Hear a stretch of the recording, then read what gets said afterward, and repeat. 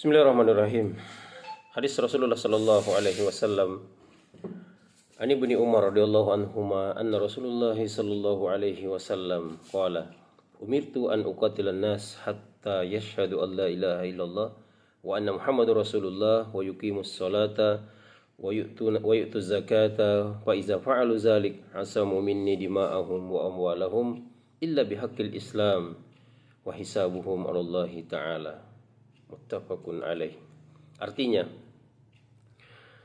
aku diperintahkan untuk memerangi manusia hingga mereka bersaksi bahwa tiada Tuhan selain Allah dan bahwa Muhammad adalah utusan Allah, menegakkan salat dan menunaikan zakat. Jika mereka telah melakukan itu, maka darah dan harta mereka terlindungi dariku, kecuali dengan hak Islam, dan perhitungan mereka terserah kepada Allah.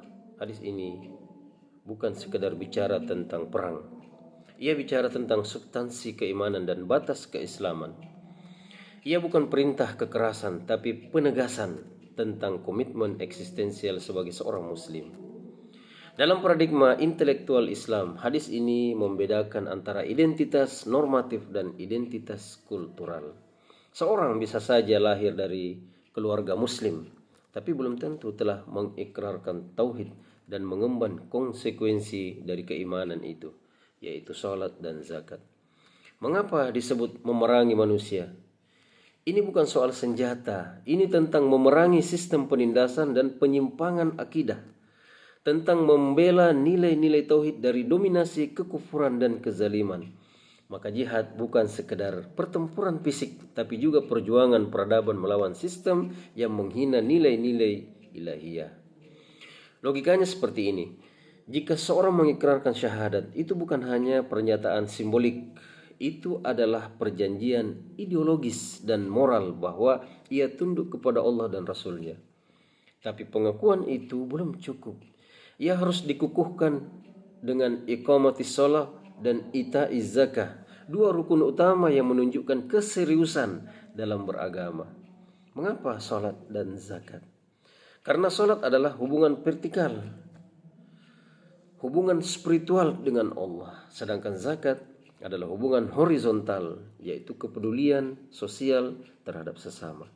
Dua dimensi ini menjadi barometer apakah Islam kita hanya di mulut atau telah meresap ke dalam sistem kehidupan. Hadis ini juga menjelaskan tentang perlindungan darah dan harta. Dalam Islam, darah manusia sangat sakral. Tapi perlindungan ini tidak otomatis. Ia bersyarat, yaitu tauhid, salat, dan zakat. Artinya, masyarakat Islam bukan masyarakat yang bebas nilai, melainkan masyarakat yang dibangun atas tanggung jawab akidah dan amal. Menariknya, Rasulullah SAW menutup hadis ini dengan kalimat, fa iza fa'alu zalik asamu minni dima'ahum wa amwalahum illa bihaqqil Islam wa hisabuhum 'alallahi. Ini adalah prinsip limited judgment, yaitu kita menilai manusia dari yang tampak, syahadat, salat, zakat, tapi hakikat hati mereka Allah yang menilai.